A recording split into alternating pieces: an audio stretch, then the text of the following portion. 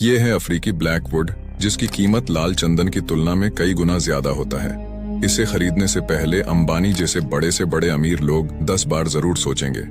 Blackwood पेड़ अन्य पेड़ों की तुलना में धरती पर बेहद कम पाया जाता है। इस पेड़ को पूरी तरह तैयार होने में लगभग 60 साल का समय लगता है, लेकिन केन्या और तंजानिया जैसे देशों में इसके अवैध तस्करी की वजह से समय से पहले इन पेड़ों को काट दिया जाता है, जिस कारण ब्लैकवुड की संख्या गिरती जा रही है।